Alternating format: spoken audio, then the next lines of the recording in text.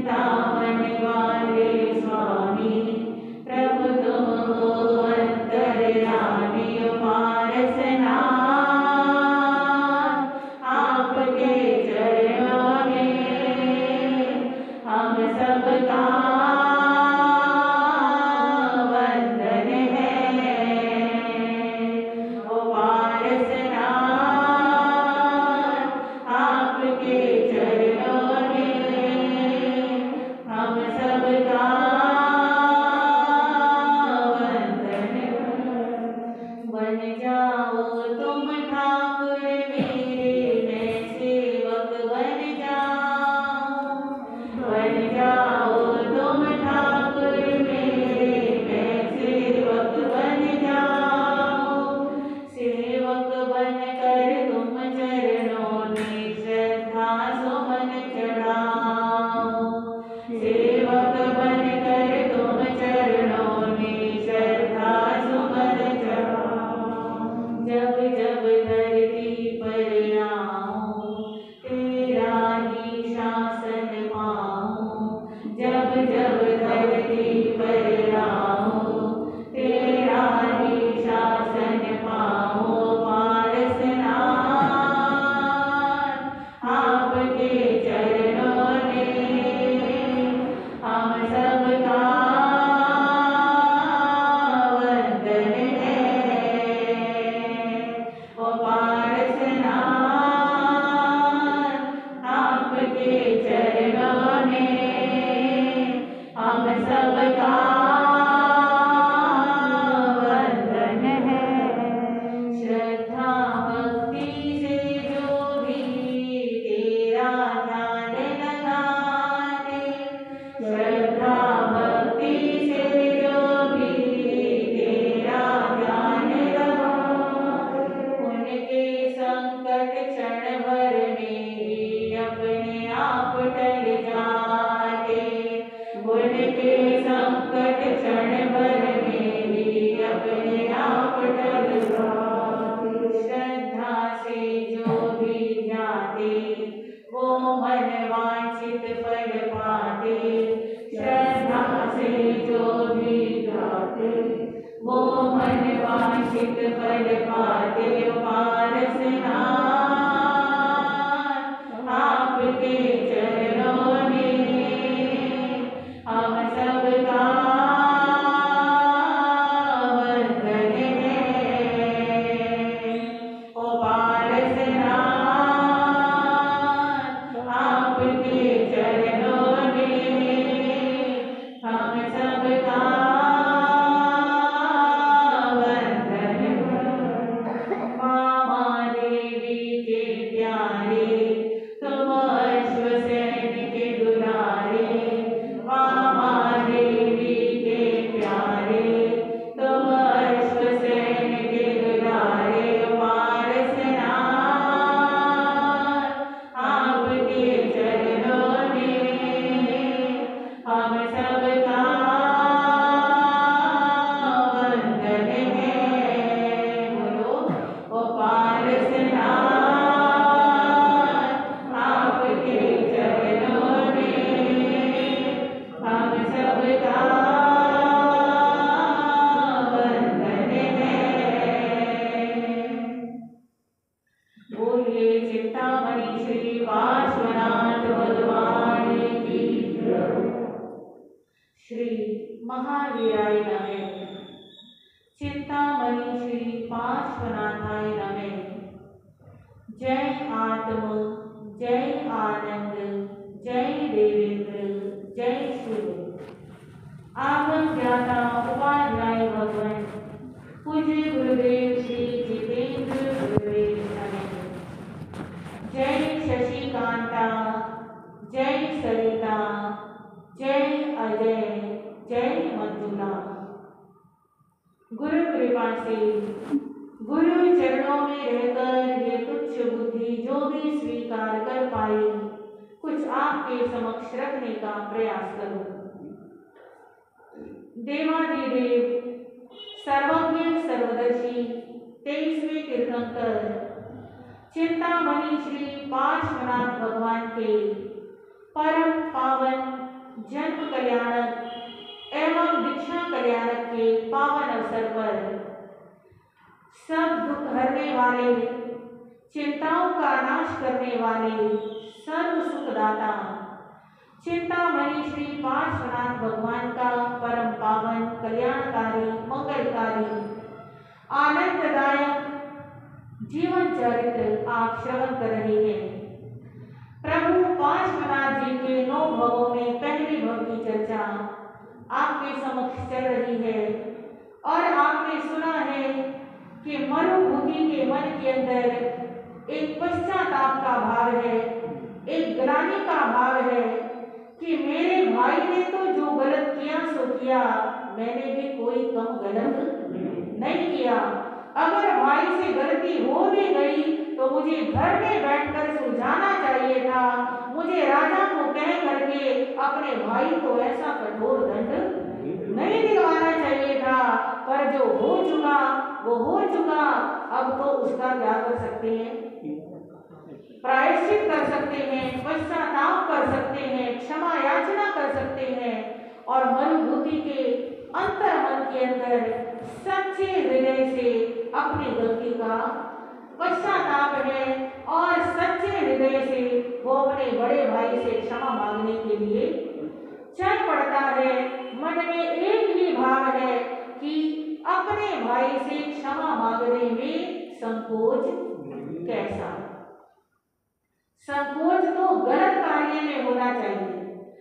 गलत कार्य में संकोच हो, दूसरे की राय ली जाए तो हो सकता है कि गलत कार्य से बच जाए, पर अच्छे कार्य में अगर दूसरे की राय लें तो क्या मालूम दूसरा मनाही कर दे और वो अच्छा कार्य होने ही नहीं दे। ऐसे कहते हैं गलत विचार आए उसे कल पे टाल देना चाहिए और अच्छा विचार आए उसे तुरंत कर डालना चाहिए। पता नहीं को अच्छा कार्य फिर होगा या नहीं होगा। ऐसा विचार करके बिना आगे पीछे का कुछ सोचे मरुभूति चल पड़ा है। कहाँ जाने के लिए? अपने भाई कमट के पास जाने के लिए। और कमट क्या कर रहा है? आश्रम के अंदर तपस्वी बनकर तप कर रहा है। बाहर के तप में और अंदर के तप में बहुत अंतर होता है। भगवान ने 2 प्रकार का तप बताया, बाह्य तप और आभ्यंतर तप। बाह्य तप तो कमट के पास बहुत है, पर आभ्यंतर तप उसके पास नहीं है। अर्थात भाई के प्रति मन में जो क्रोध था उस क्रोध को उसने समाप्त नहीं किया है, बल्कि मन में एक ही भाव है, कभी भी मौका मिलेगा तो भाई से बदला जरूर लूंगा। इधर मरुभूति तापसों के आश्रम में जा रहा है। महाकवि श्री चंदन मुनि जी महाराज साहब किस प्रकार क्षमा याचना करनी चाहिए और किस प्रकार मरुभूति ने अपने भाई से क्षमा याचना की, दिल खोल करके की, हमें ये बड़े विस्तार से समझाने का प्रयास किया है। आज मानव गलती करता है तो मन में पश्चाताप आता नहीं है। पहले तो गलती को गलती मानता नहीं है, मान भी ले तो क्षमा याचना का भाव नहीं आता है और आ भी जाए तो कैसे माफी मांगता है कि उसको ये भी लगे कि मांग ली और अंदर से दिल नरम भी नहीं होता है। तो मरुभूति कैसे क्षमा याचना करता है, आप बड़े ध्यान से श्रवण करना। गया तापसों के आश्रम में जहाँ कमट करता है तब, खुद का जो अपराध हुआ हो तो उसको आती है तब। भाई के उन अपराधों को मरुभूति जाता है भूल, घर लाने के लिए उसी को आप हो गया अब अनुकूल। देख कमट को हुआ प्रफुल्लित अलज्जित अरगोन में,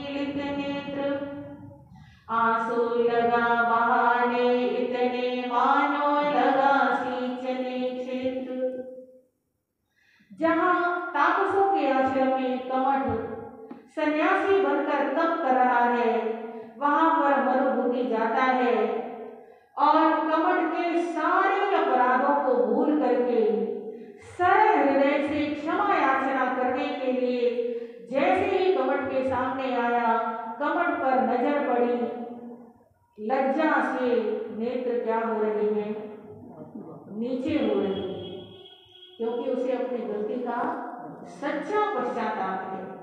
आंखों से आंसू झर रहे हैं और इस कदर आंसू झर रहे हैं जैसे मान लो वो किसी खेत की सिंचाई कर रहा हो, कितना पानी उसकी आंखों से गिर रहा हो। पड़ा कमट के चरणों आगे गद गद स्वर से बोला है, मानो शब्दों ने वाणी का बांध दिया हिंडोला है। जाड़े से जो देह कांपती कंपन है त्यों वाणी में, तेज हवा से मच जाती है उथल पुथल जो पानी में। धन्य धन्य हो ए भाई जो दुश्चर तपरा चलते हो, वन में रहते हुए कभी भी मन में आप न डरते हो। सारे वन्य प्राणियों से भी है बंधुत्व बड़ा भारी, नहीं कभी भी विचलित होता सत्य अहिंसा व्रतधारी।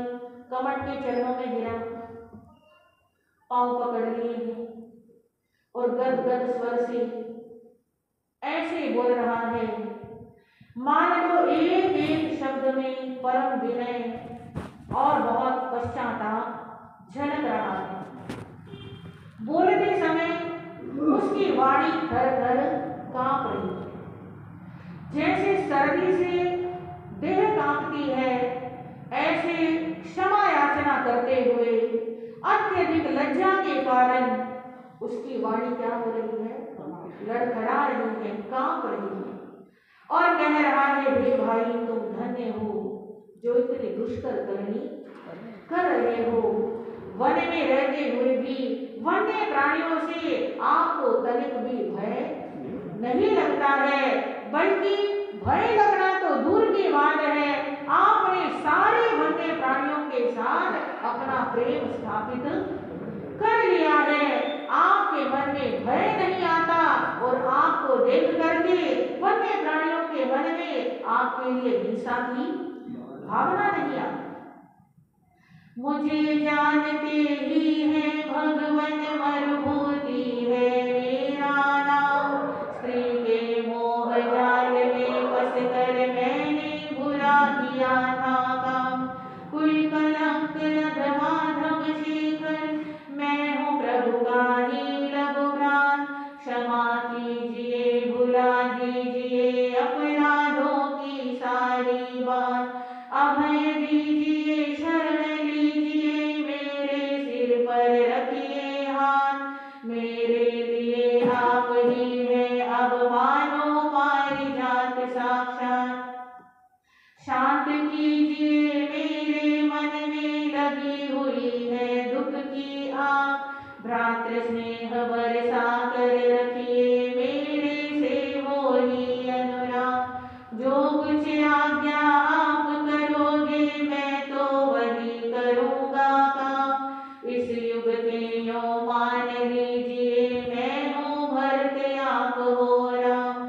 लघु भाई ने हृदय खोल कर ऐसे रखा कमट के पास, इससे बढ़कर और अधिक क्या उपजाया जाता विश्वास।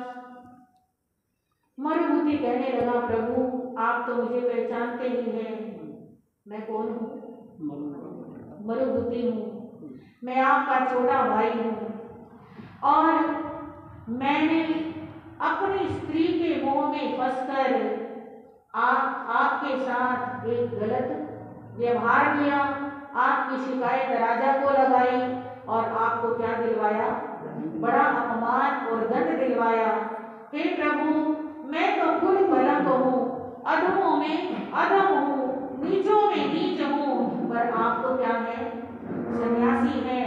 एक तो बड़ा भाई तो किसके समान होता है, पिता के समान होता है, और फिर आप सन्यासी हैं, आप तो सारे जगत के क्या बन गए हैं, पिता बन गए हैं। इसलिए हे प्रभु मेरे को क्षमा कीजिए और मैंने जो जो अपराध किए हैं, जो जो गलतियां की हैं, उन गलतियों को क्या कर दीजिए, बुला दीजिए, मुझे अभय दान दीजिए, अपनी शरण में लीजिए, मेरे सिर के ऊपर अपना स्नेह भरा हाथ रखिए, मेरे लिए तो आप ही सब कुछ हैं। हे प्रभु, मेरे मन के अंदर पश्चाताप की आग जल रही है, मैं दुखों की अग्नि में तड़प रहा हूँ, जल रहा हूँ, और उस अग्नि के ऊपर आप भाई का स्नेह, भ्रातृ स्नेह बरसाइए और मेरे से वैसा ही अनुराग रखिए। और आज मैं आपसे प्रॉमिस करता हूँ, वादा करता हूँ, जो आप कहेंगे वही करूंगा, आपकी आज्ञा में रहूंगा। बस आप ये समझ लीजिए, इस युग के अंदर जैसे उस जमाने में राम के साथ भरत रहते थे, वैसे इस जमाने में मैं आपके साथ भरत की तरह रहूंगा। ऐसे दिल खोलकर मनुभूति ने कमर से क्या की, क्षमा याचना की, इतनी बातें कही, इतना विश्वास दिलाया, इससे ज्यादा और कोई कह भी जा सकता है। परंतु कमठ वो मन के अंदर क्या विचार करता है, जो ऊपर ऊपर से तो साधु बना है पर अंदर से कसाई बना है। एक तो कसाई होता है ना, एक कसाई होता है जिसके अंदर कसाय है, क्रोध, मान, माया, लोभ, और प्रचंड रूप में है, उसे कसाई बोलते हैं। तो ऐसा अंदर से कसाई बना हुआ है, वो कमठ मन के अंदर क्या चिंतन करता है।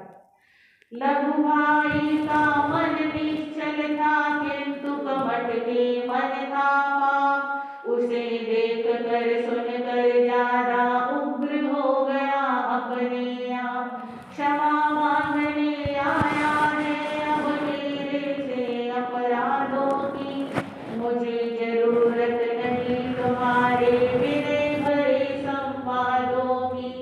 नहीं मुझे घर जाना है, अब नहीं चाहिए भ्रातृ स्नेह, जीवन शुद्ध बनाने को अब सुखा लिया है मैंने देह।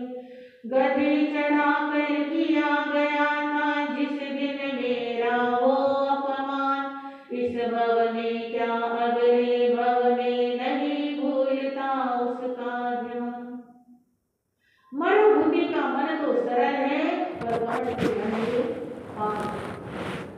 कमठ विचार करने लगा, वाह, बड़ा आया मेरे से क्षमा याचना करने के लिए, बड़े प्रिय शब्द बोल रहा है, मधुर मधुर बातें कर रहा है, आश्वासन दे रहा है, मुझे घर ले जाने की बातें कह रहा है, पर अब मुझे घर जाने की जरूरत नहीं है, ना ही मुझे भाई का स्नेह चाहिए और ना ही मुझे ऐसे मधुर और विनम्र शब्द चाहिए।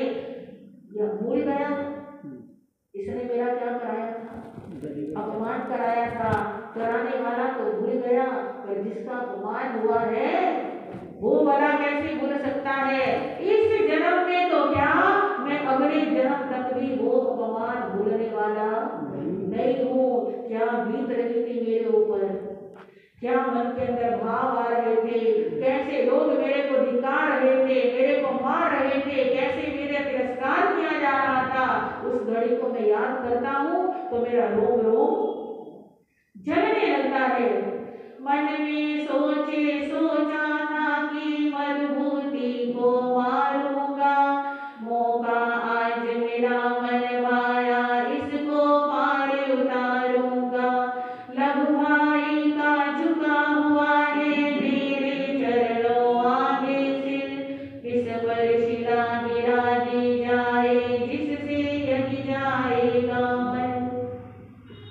मन में सोचता है कि उस वक्त मैंने प्रण किया था, कसम खाई थी कि जब भी मौका मिलेगा मैं इसको क्या करूंगा, मार डालूंगा। और आज मुझे कितना अच्छा मौका मिला है, देखो ये खुद ही मेरे सामने झुका हुआ है, इससे अच्छा मौका मेरे को कब मिलेगा। ये मेरे बराबर में इतनी भारी भरकम शिला पड़ी हुई है, इसे उठा करके इसके सर पे पटक दूं ताकि यहीं पर क्या हो जाए, मर जाए।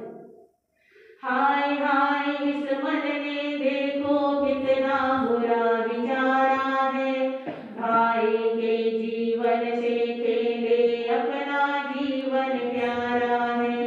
ज्येष्ठ सहोदर और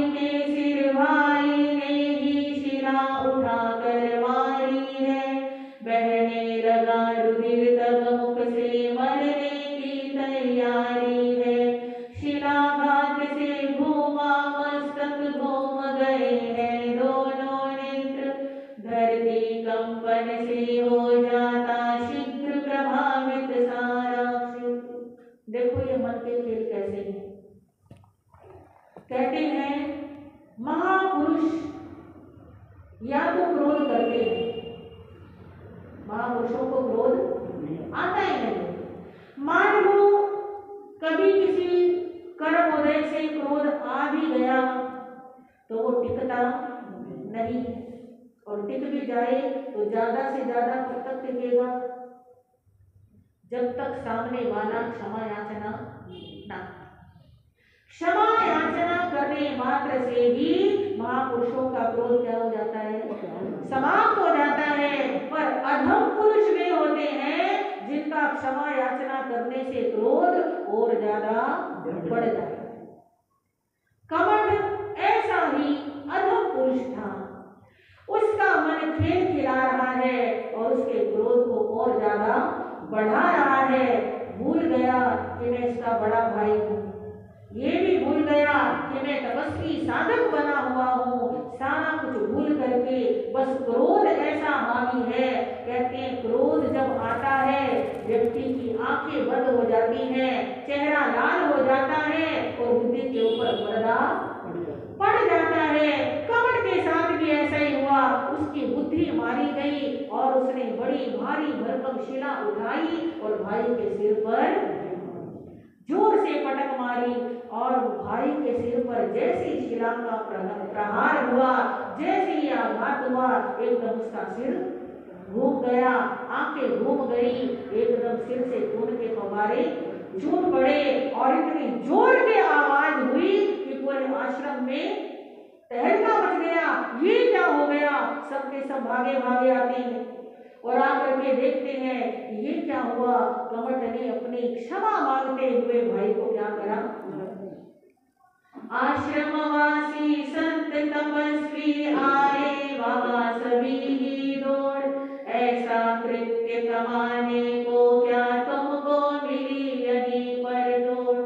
आश्रम ने अतिथि की ऐसी स्थिति में तूने की है गान, दुष्चर तपश्चरण के लायक कहलाती है क्या यह बात। कुलपति की शिक्षाओं का बस मन से असर हो गया साफ, प्रेरित किया हाय रे तुझको किसने ऐसा। हल्के से हल्का मानव क्या करता इतना हल्का काम, नमस्कार करते भाई का कर देता जो काम तमाम। आश्रम में आ जाने पर तो शत्रु मित्र समाना है, भाई को भी तूने मारा तेरा कहाँ ठिकाना है। देकर अपना जीवित विधि करते औरों का रक्षण, हंत हंत रे भ्रातृ निहंता ये क्या तेरे है लक्षण। आश्रमवासी सभी दौड़े दौड़े आते हैं, कोई मरुभूति को संभालने लगता है और कोई कमठ को फटकारने लगता है। अरे कमठ ये तूने क्या किया? ऐसा पाप कार्य करने के लिए क्या तेरे को आश्रम ही मिला था? आश्रम में जो आ जाता है वो शत्रु भी हो तो उसके साथ भी कैसा व्यवहार किया जाता है? मित्रों के समान व्यवहार किया जाता है। आश्रम तो स्थान ही ऐसा है कि जहाँ शत्रु भी मित्र के समान होता है। और तूने ये क्या कर दिया? क्षमा याचना करते हुए चरणों में झुके हुए भाई के ऊपर ऐसा प्रहार किया। अरे अपने भाई को तो अपने हिस्से का भोजन देकर भी पाला जाता है, अपने हिस्से का माल देकर भी उसकी रक्षा की जाती है, और तूने तो अपने भाई को ही क्या कर दिया? मार डाला है। दुनिया में कोई कितना ही हल्के से हल्का मानव हो, नीचों में नीच प्राणी हो, वो भी ऐसी हरकत नहीं करता है। तेरे को कुलपति जी ने कितना समझाया, कितनी शिक्षाएं दी, आज वो सारी शिक्षाएं भूल गया, सब कुछ समाप्त हो गया। और किसने तेरे दिमाग में ऐसी दुर्बुद्धि पैदा की कि तूने अपने भाई को ही मार डाला है। वत्सलता का स्थान लिया क्या उच्छृंखलता ने आज, ऋषियों का विश्वास करेगा कब से कैसे धन्य समाज। ऐसे नर का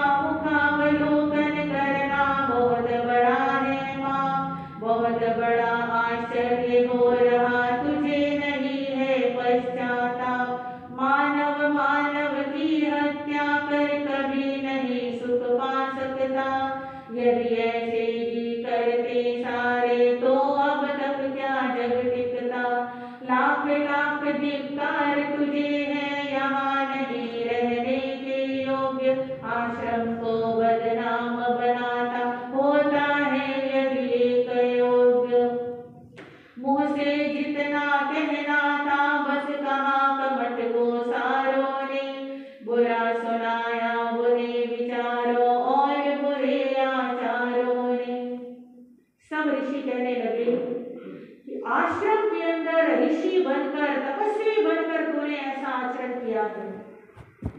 पहले विचार करो, एक व्यक्ति भी गलती करता है तो पूरा आश्रम क्या हो जाता है, बदनाम हो जाता है। अब ये सभ्य समाज ऋषियों का विश्वास कैसे करेगा? मरुभूति को विश्वास होगा कि मेरा बड़ा भाई अब साधु बन गया है, ऋषि बन गया है, ज्ञानी बन गया है, उसने मेरी भूलों को माफ कर दिया होगा, वो कोई आस लेकर तेरे पास आया होगा और तूने क्या करा, सबका विश्वासघात कर दिया, तू तो बहुत ही गलत है। और ऊपर से बड़े आश्चर्य की बात यह है कि कमंड मरुभूति को मारने के बाद भी उसका क्रोध शांत नहीं हो रहा, क्योंकि जब आग थोड़ी होती है तो उसे थोड़े से पानी से ही बुझाया जा सकता है। थोड़ी आग को बुझाना आसान है, पर आग जब बहुत ज्यादा भयंकर रूप धारण कर लेती है तो उसे कंट्रोल करना बहुत मुश्किल हो जाता है। ऐसी वैर बदले की और क्रोध की आग है, जब तक वैर बदले की क्रोध की आग थोड़ी है उसे क्षमा शांति के भाव से क्या कर लो, शांत कर लो। अगर इतनी भड़क जाए कि मानव की हत्या ही कर डाले तो फिर वो आग जन्मों जन्मों में भी शांत होती नहीं है। कपट की आग इतनी बढ़ चुकी है कि मरुभूति को मार कर भी शांत, पश्चाताप तो क्या होना, उसे लग रहा है कि मैं और भी किसी को क्या करूं, मार डालूं। और वो सारे ऋषि मुनि कहते हैं कि हे कमंड, तेरे को बार बार धिक्कार है, पश्चाताप भी नहीं हो रहा, अपनी गलती का दुख भी नहीं हो रहा और तू इस आश्रम में रहने के योग्य नहीं है। ऐसा कह करके उन ताकतों ने उसे आश्रम से क्या कर दिया, बाहर निकाल। कमट क्रोध से लगा कांपने, तिरस्कार पा आश्रम का, हिंसाओं का स्थान नहीं है, स्थान साधना संयम का। इतने पर भी नहीं कमट को देखो, सूझी अपनी भूल, नहीं कभी भी ले पाता है अपनी खुशबू फूला फूल। लज्जित होकर कमट वहां से चला गया है वन में दूर, मन में क्रोध भरा है ऐसे जैसे बड़ी नदी का पूर। देख लीजिए कोप किस तरह पल में पुण्य मिटाता है, देता है संताप हृदय की जड़ को काट गिराता है। करके नष्ट गुणों का जीवन मन उद्वेग बढ़ाता है, पैदा करके दुर्मति नर को दुर्गति द्वार दिखाता है। पहले क्रोध से कांप रहा था कमट, और जब आश्रम वासियों ने उसको इतना कुछ कहा, इतना कुछ उसको सुनाया कि ताकि शायद इसको भी शर्म आ जाए, शायद ये अभी अपनी गलती का पश्चाताप कर ले, शायद ये अभी झुक जाए, अब भी सुधर जाए, पर सुधारने का प्रयास करने पर भी उसका क्रोध और ज्यादा क्या हो जाता है, और ज्यादा बढ़ जाता है। आश्रम से बाहर निकल गए। एक बार भी ये कहा कि मैंने ज्यादा क्रोध में ऐसा कर दिया, आगे से नहीं करूंगा। कोई पश्चाताप की भावना ही नहीं है, कोई क्षमा याचना का भाव नहीं है। आश्रम से बाहर निकल गया और मन में क्या सोचता है, पहले इस भाई ने मेरे को नगर में रहने नहीं दिया और अब इस भाई की वजह से मेरे को आश्रम की छोड़ करके, अपनी गलती पर ना पहले ध्यान था ना अब ध्यान है कि पहले मैंने गलत आचरण किया तो मुझे नगर से निकलना पड़ा, पर अब भाई को मारा इसलिए मेरे को आश्रम से निकलना पड़ा। ऐसा मन में भाव ही नहीं है, बल्कि भाई के प्रति और भी ज्यादा क्रोध भरा हुआ है। बंधुओं, ये क्रोध पल भर में सारे पुण्य को क्या कर देता है, समाप्त कर देता है। शास्त्र कहते हैं करोड़ वर्षों का तप और एक पल का क्रोध, करोड़ वर्षों का तप और एक पल का क्रोध, एक पल का क्रोध करोड़ वर्षों के तप को क्या कर देता है, समाप्त कर देता है। क्रोध से दुर्मति ही पैदा होती है और दुर्मति से जो व्यक्ति कार्य करता है उससे उसको कहाँ जाना पड़ता है, दुर्गतियों में जाना पड़ता है। कपट क्रोध में जलता हुआ निकल गया और इधर सभी तापस मिल करके मरुभूति को संभाल रहे हैं। मनुभूति को संभाला है सभी ताप सोने में कर, पानी सींचा पवन किया है बार बार पंखा जलकर, बहुत देर तक देखा लेकिन मनुभूति को हुआ न होश, सेवा करते करते ऋषिवर करते हैं पूरा अफसोस, चोट लगी थी गहरी भीतर मनुभूति का हुआ मरण, अंत समय में कर पाया वह अरिहंतों का नहीं स्मरण, नहीं चार शरणें ले पाया याद नहीं आया, नहीं समाधि शांति रख पाया मन में ममता का निस्तार, कर्म प्रभाव चित्त बड़ा है आत्म ध्यान में आया अंत, गति जैसी मति होती पहले कहते आगमधारी संत, तिर्यक गति के आयु कर्म का उसी समय में बंध पड़ा, सदा काल से इस आत्मा से कर्मों का संबंध जुड़ा। सारे तापस कोशिश करते हैं, कोई पानी छिड़कता है, कोई बहते हुए रक्त को रोकता है गीले कपड़े को रख करके, कोई पंखे से हवा झलता है, कोई पाठ सुनाता है, मंत्र सुनाता है, कोई हाथ पांव मलता है, बहुत प्रयास करते हैं, पर वे किसी भी प्रयास से मरुभूति को बचा नहीं पाए, और मरुभूति जिस समय उसका मरण हुआ, कर्मों की बात है, सारी जिंदगी सदाचरण किया, धर्म ध्यान किया, पर अंतिम समय में उसे ऐसा होश ही नहीं रहा कि वह अरिहंतों का स्मरण कर पाता, कि वह अवतार मंत्र जप पाता, कि वह अंतिम आलोचना कर पाता, ऐसा वो कुछ नहीं कर पाया। बस मन के अंदर भाई के प्रति क्या है? प्रेम है, ममता है, क्षमा याचना का भाव है, उसके अलावा न शांति रही न समाधि रही। और कहते हैं अंतिम समय में जैसी मति होती है अगले जन्म में वैसी ही गति होती है। उसी समय के अंदर मरुभूति को तिर्यंच आयु का बंद हो गया, क्योंकि कर्म कहते हैं जैसी करनी वैसी भरनी। आज जिसे मरुभूति बताया पार्श्व जिनेश्वर होगा जी, कमठ कमठ बन करके प्रभु को देगा देखो कष्ट अति। 10 जन्मों में से पहले का वर्णन चंदन हुआ समाप्त, विद्य पाठकों के खातिर तो होता सूचन ही पर्याप्त। जिसे मरुभूति कह रहे हैं यही आने वाले समय में यानी 9वें जन्म के अंदर, ये पहला और था, 9वें जन्म के अंदर यह मरुभूति ही क्या बनेगा? चिंतामणि श्री पार्श्वनाथ होगा। और यही कमठ उस भक्त के अंदर कमठ बन करके प्रभु को क्या देगा? अति कष्ट पहुंचाएगा। इस प्रकार ये हमारा 9 जन्मों में से पहला जन्म संपूर्ण हुआ। अब अगले जन्म की ओर आगे बढ़ते हैं।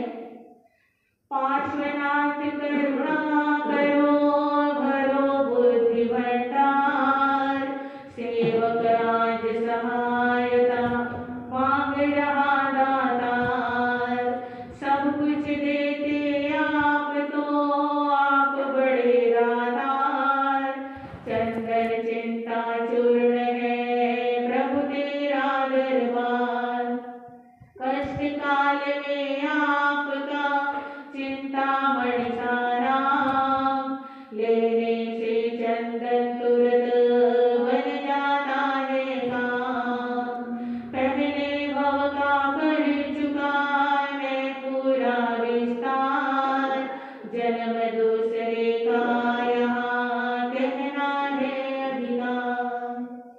श्री चंदन मुनि जी महाराज साहब दूसरे भव का वर्णन प्रारंभ करने से पूर्व चिंतामणि श्री पार्श्वनाथ भगवान की स्तुति करते हैं, उन्हें वंदन करते हैं और प्रार्थना करते हैं कि हे प्रभु, आप तो करुणा के भंडार हैं, दूसरे भव का अच्छी प्रकार से वर्णन कर सकूं ऐसी मुझे बुद्धि प्रदान करें। आप तो सब कुछ देने वाले हैं, आप तो सबसे से बड़े दातार हैं, चिंताओं को चूर्ण करने वाले हैं। हे प्रभु, चिंतामणि के समान आपका नाम है। कष्ट आने पर जो कोई व्यक्ति आपका स्मरण करता है, उसकी सारी चिंताएं क्या हो जाती हैं? समाप्त हो जाती हैं। सारे कष्ट अपने आप दूर हो जाते हैं। इस प्रकार प्रभु की स्तुति वंदना करके दूसरे भाव का वर्णन प्रारंभ करते हैं और कहते हैं, विंध्याचल के पास दंडकारण्य नाम का वन भारी, शिखर पर्वतों के करते हैं उस वन की पहरेदारी।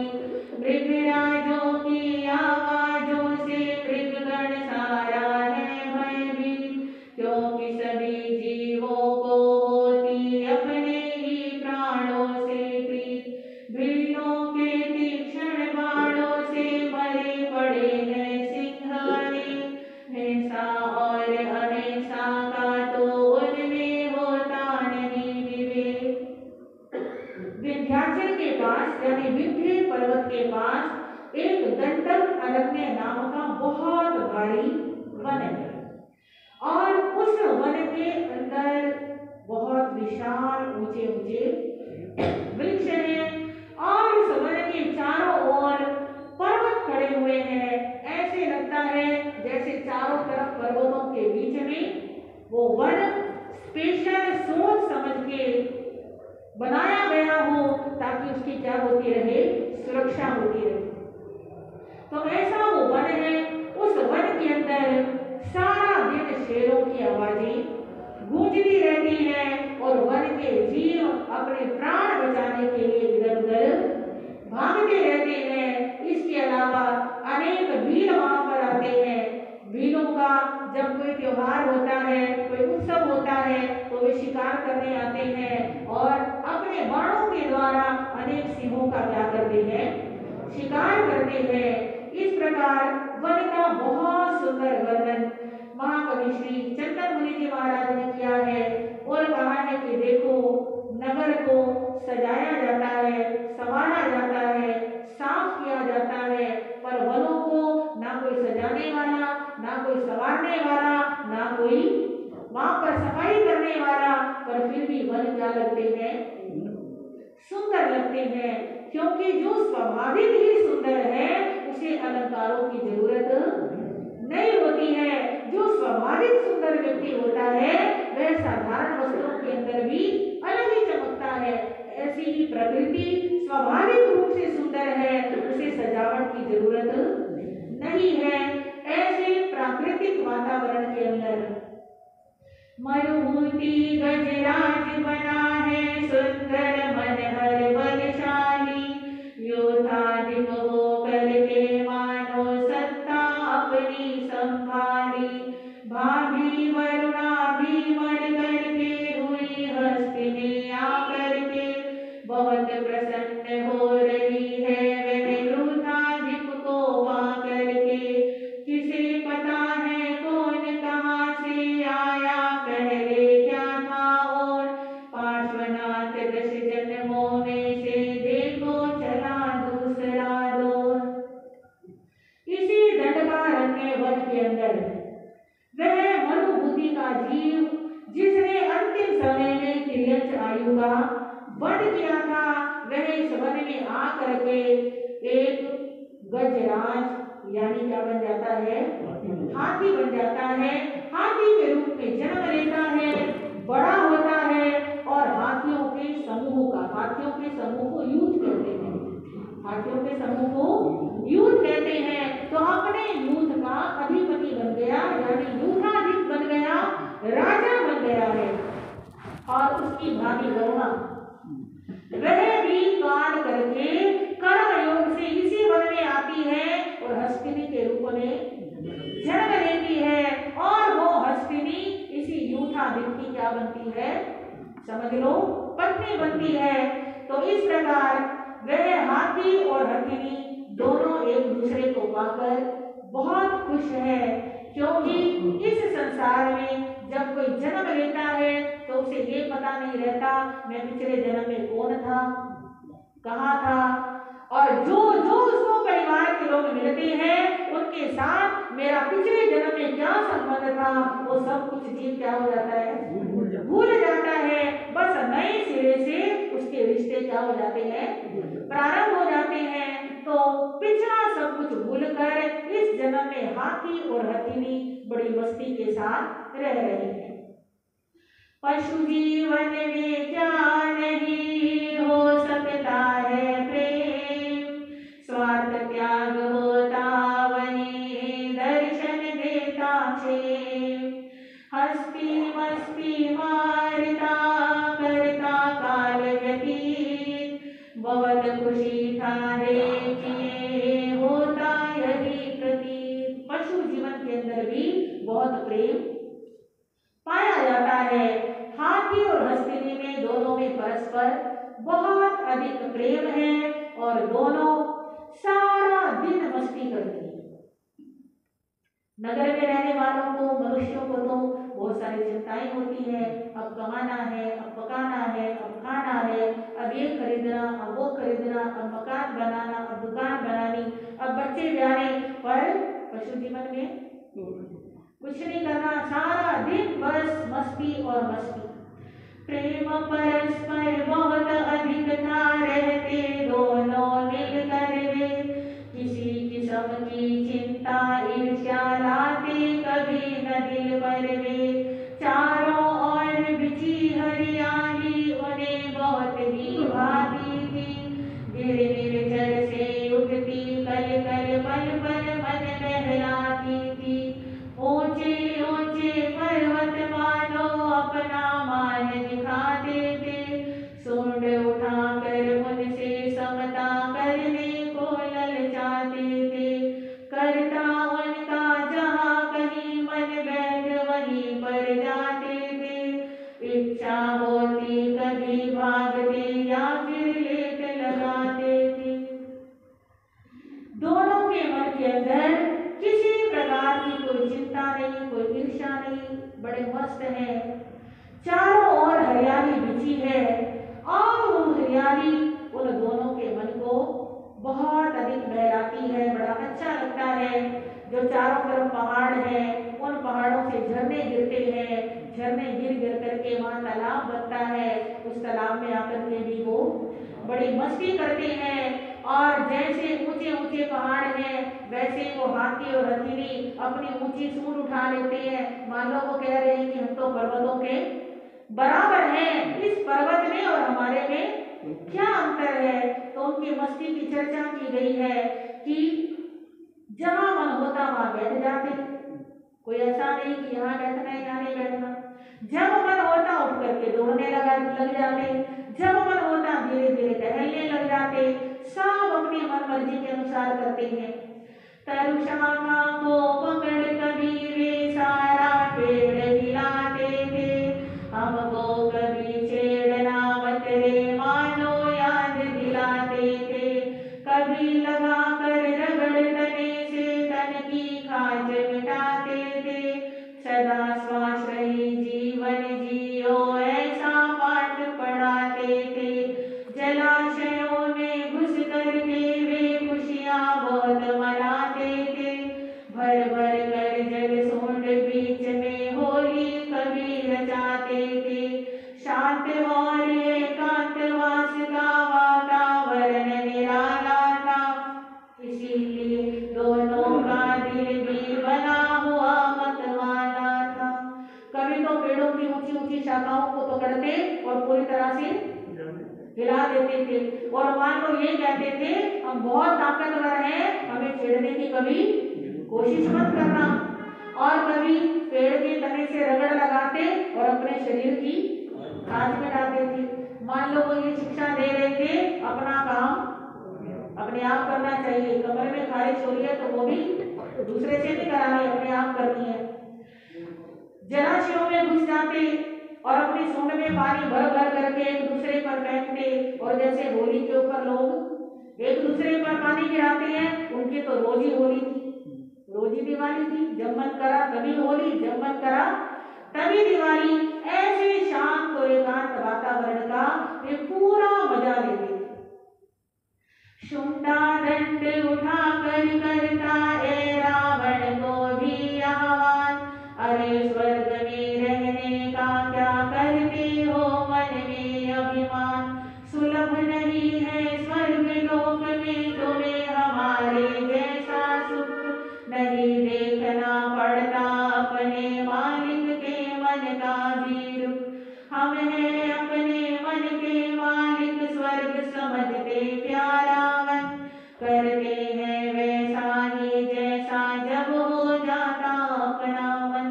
कभी कभी सूंड उठा करके ऐसे करते जैसे वे स्वर्ग के ऐरावत हाथी का भी क्या कर रहे हैं, वो घास उड़ा रहे हैं। कहते हैं अरे वो स्वर्ग के ऐरावत हाथी, तुम अपने स्वर्ग के हाथी होने का अभिमान मत करना, तुम्हारे से श्रेष्ठ हम हैं। क्यों? क्योंकि तुम्हें तो अपने मालिक का रूप देखना पड़ता है। मालिक जब मर्जी तुम्हारे ऊपर सवारी कर सकता है, हमारा कोई मालिक है नहीं। हम तो अपनी मर्जी के अनुसार ही अपना जीवन जीते हैं, हमें कोई मालिक की तरफ देखना नहीं पड़ता। और जैसे तुम्हारा वो स्वर्ग है, उस स्वर्ग में क्या है, हमारा तो जीवन ही क्या है, स्वर्ग है। जैसा चाहते हैं वैसा ही हो जाता है। इस प्रकार मान कुल मान करके हाथी और नंदिनी क्या है, बड़े खुश हैं। इसमें बड़े विस्तार से वर्णन है, मैंने बीच में थोड़ा सा छोड़ दिया है, अभी 5 मिनट का और समय है। अब वर्णन करते हैं पोतनपुर नगर के बारे में। पोतनपुर नगर का राजा कौन था? अरविंद राजा। कैसा राजा था वो? गांव नगर पुरिया करके टक कब्बड़ और पट्टन मंडप। सन्निवेश सामंती दिक पर चलती आज्ञा बिना विलंब। हाथी घोड़े रथ पैदलियों सेना चार प्रकार खड़ी। सीमाओं के संरक्षण हित मानी जाती शक्ति बड़ी। राज्य सुखों का पूर्णतया कर रहा विपति सुंदर उपभोग। किंतु विरक्त भावना जागी मिलती ही नैमित्तिक योग। उस राजा का अपने राज्य में प्रत्येक गांव नगर और प्रत्येक गली मोहल्ला मंडप, यानी इसमें बहुत सारे शब्द हैं अलग अलग, कोई छोटा कोई बड़ा, सब के ऊपर उसकी एक छत्र छाया थी।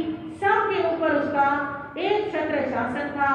4 प्रकार की उसकी सेनाएं थी, हाथी घोड़ा रथ और पैदल। वो सीमाओं की रक्षा किया करती थी और राजा अपने राजमहलों के अंदर सारे राजसी सुखों का उपभोग किया करता था।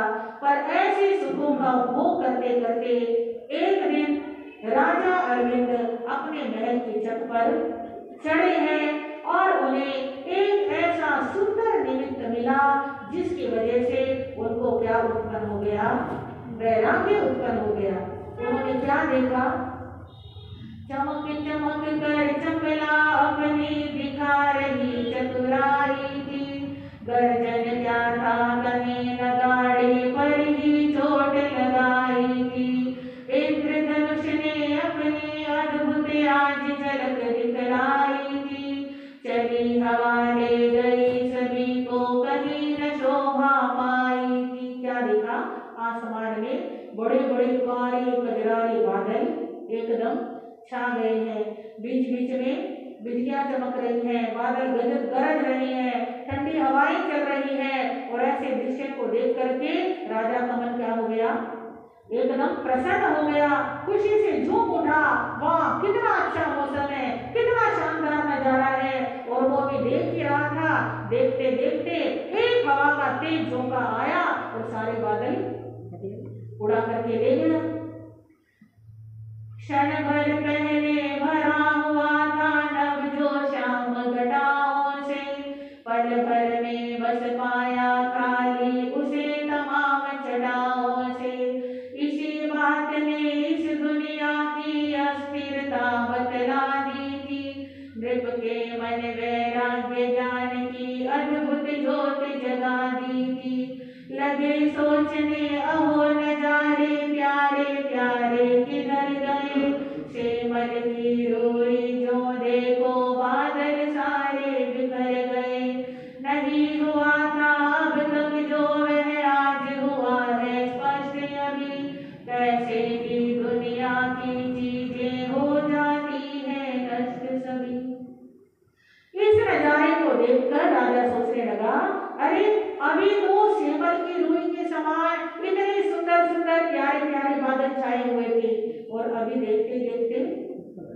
सारे बादल कहाँ चले गए? वो सारा इतना सुंदर नजारा एकदम में कहाँ समाप्त हो गया?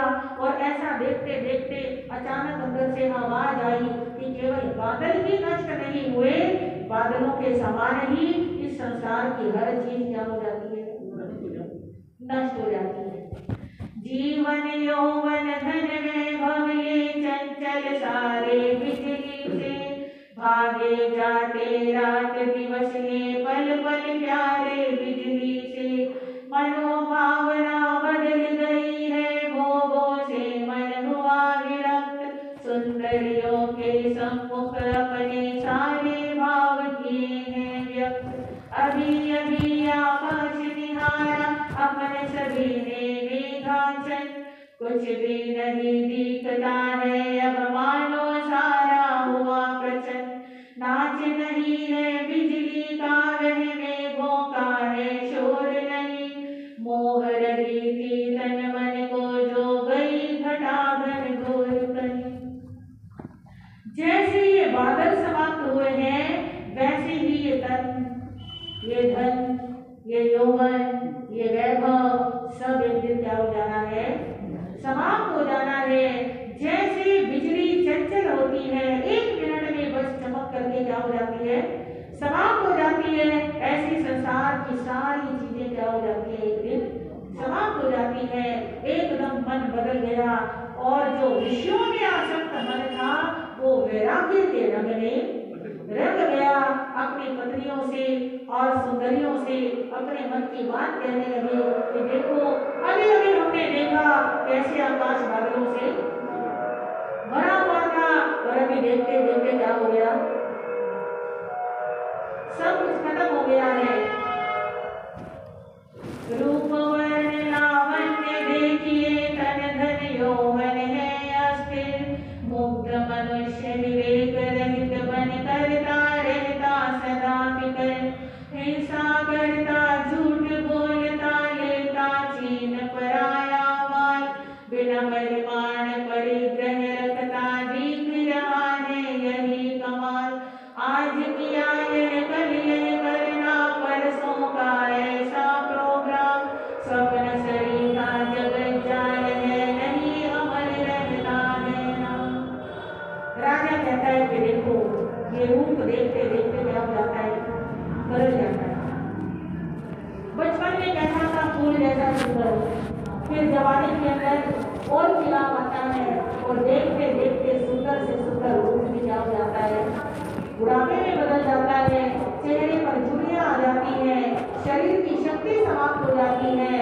सब कुछ देखते देखते क्या हो जाता है? समाप्त हो जाता है। आज अगर हम चिंता करें कि कब ये सब कुछ बदल गया, पता कभी हम बच्चे थे ये बात सोच के भी लगता है शायद पता नहीं कितने पुराने जमाने की बात है। और अब पल पल करके क्षण क्षण करके सब कुछ बदलता ही जा रहा है। मूर्ख मनुष्य ऐसा होता है जो सारा दिन फिक्र करता है अपने पैसे की, अपने मकान की, अपने दुकान की, अपने बच्चों की, अपने रूप की, हर समय क्या करता रहता है? चिंता करता रहता है। और इन चिंताओं के कारण कभी हिंसा करता है, कभी झूठ बोलता है, कभी चोरी करता है, कभी दूसरों का माल हड़प लेता है, और पता नहीं कितने कितने पाप ये मनुष्य करता है। किसकी वजह से? कि वो ये मानता है कि जो मुझे मिला है वो सदा रहने वाला है। यही मान के करते हैं ना कि ये चीजें हमेशा मेरे साथ रहे, और कुछ भी साथ रहने वाली नहीं है। सब कुछ एक सपने के समान है। व्यक्ति सोचता है आज ये कर लिया, कल ये करूंगा, परसों ये करूंगा, उसके बाद ये करना है, पर क्या मालूम कब आंख बंद हो जाए। सुबह जिसे अच्छा देखा है नहीं दोपहरे वह मिलता, जिसे दोपहरे अच्छा देखा संध्या को ही वह चलता। स्वजन सभी परिजन बन जाते, निर्धन हो जाते धनवान, चारों ओर दुख छा जाते, देखा गया सुखों का स्थान। प्यारे लोगों का क्षण भर भी सहा नहीं था कभी वियोग, दुस्सह दीर्घ अपार विरह अब सहते इस दुनिया के लोग। फिर भी इस दुनिया से उल्फत बंद किए हुए बैठा है मन, क्यों न मनन चिंतन अनुशीलन कर लेता है कुछ ही क्षण। कहते हैं जिसे सुबह अच्छा देखा था कभी वो दोपहर नहीं मिलता। हाँ, समाचार आता है, अरे ये सुबह तो मुझे मिला था, होता है ना ऐसे। जिसे दोपहर अच्छा देखा है भरोसा नहीं कि वो शाम को मिलेगा या नहीं मिलेगा। जिसे कल देखा था पता नहीं वो आज मिलेगा या नहीं मिलेगा, कुछ भी भरोसा नहीं है। क्षणिक है ये जीवन और ये समय ऐसे बदलता है कि समय के बदलने का पता नहीं चलता।